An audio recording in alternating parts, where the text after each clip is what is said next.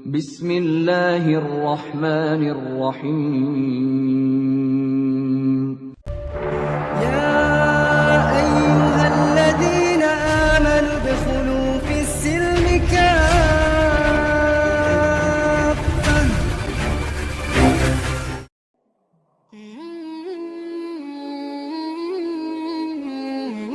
Siapa tak kenal Salahuddin Yusuf bin Najmuddin Ayyub bin Syadi atau yang lebih dikenal dengan Salahuddin Al-Ayyubi atau Saladin.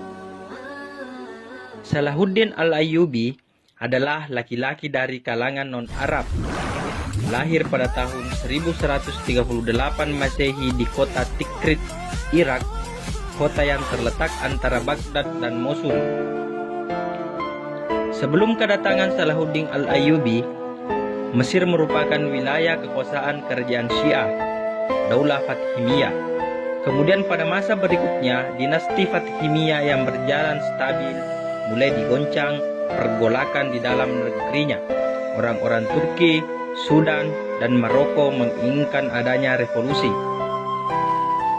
Saat itu Nuruddin Mahmud, paman Salahuddin, melihat sebuah peluang untuk menaklukkan kerajaan Syiah ini. Ia berpandangan penaklukan Daulah Fatimiyah adalah jalan lapang untuk membebaskan Yerusalem dari kekuasaan pasukan salib. Persiapan Salahuddin untuk menggempur pasukan salib di Yerusalem, Palestina benar-benar matang. Dia menggabungkan persiapan keimanan dan persiapan materi yang luar biasa. Persiapan keimanan ia bangun dengan membersihkan akidah Syiah Bathiniyah dari dada-dada kaum muslimin, dengan membangun madrasah dan menyemarakkan dakwah. Persatuan dan kesatuan umat ditanamkan dan dibangkitkan kesadaran mereka menghadapi pasukan salib. Dengan kampanyenya ini, ia berhasil menyatukan penduduk Syam, Irak, Yaman, Hijaz, dan Maroko di bawah satu komando.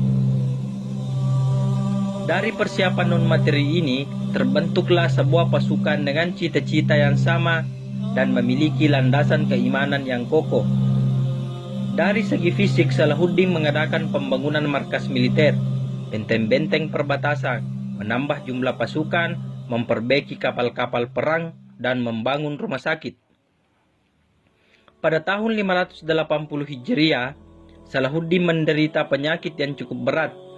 Namun dari situ tekadnya untuk membebaskan Yerusalem semakin membara. Dengan karunia Allah Subhanahu wa Ta'ala, Salahuddin pun sembuh dari sakitnya. Ia mulai mewujudkan janjinya untuk membebaskan Yerusalem. Pembebasan Yerusalem bukanlah hal yang mudah. Salahuddin dan pasukannya harus menghadapi pasukan salib di Hattin terlebih dahulu. Perang ini kemudian dinamakan Perang Hattin. Perang besar sebagai pembuka untuk menaklukkan Yerusalem. Dalam perang tersebut kaum muslimin berkekuatan 63.000 pasukan yang terdiri atas para ulama dan orang-orang saleh. Mereka berhasil membunuh 30.000 pasukan salib dan menawan 30.000 lainnya. Pasukan salib mulai terpojok. Mereka tercerai-berai dan mengajak berunding untuk menyerah. Namun Salahuddin menjawab, "Aku tidak akan menyisakan seorang pun dari kaum Nasrani, sebagaimana mereka dahulu tidak menyisakan seorang pun dari umat Islam ketika menaklukkan Yerusalem." Namun pimpinan pasukan salib, Balian bin Bazran, mengancam, "Jika kaum muslimin tidak mau menjamin keamanan kami, maka kami akan membunuh semua tahanan dari kalangan umat Islam yang jumlahnya hampir mencapai 4.000 orang. Kami juga akan membunuh anak-anak dan istri-istri kami, menghancurkan bangunan-bangunan, membakar harta benda, serta membakar apapun yang bisa kami bakar. Dan setelah itu, kami akan hadapi kalian sampai darah penghabisan.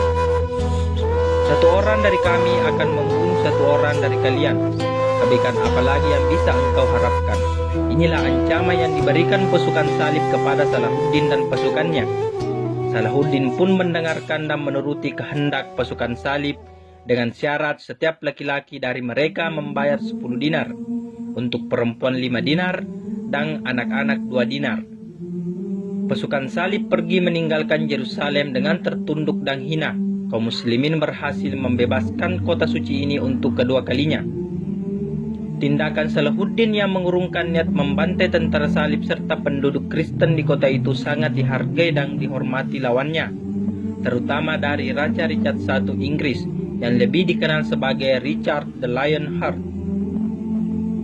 Richard yang memimpin perang salib ketiga pada tahun 1189 untuk merebut kota Yerusalem sangat menghormati dan menilai Salahuddin sebagai lawan yang berharga. Salahuddin pun masuk Yerusalem pada hari Jumat 27 Rajab 583 Hijriah atau 2 Oktober 1187.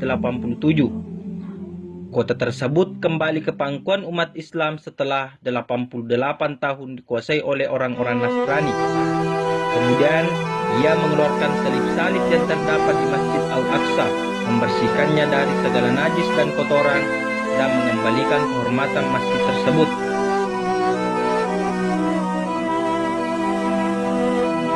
Salahuddin wafat pada usia 55 tahun pada 16 Safar 589 Hijriah bertepatan dengan 21 Februari 1193 di kota Damaskus. Salahuddin wafat karena mengalami sakit demam selama 12 hari. Semoga Allah Subhanahu wa taala meridhoi, merahmati dan membalas jasa-jasa engkau wahai pahlawan Islam sang pembebas Yerusalem.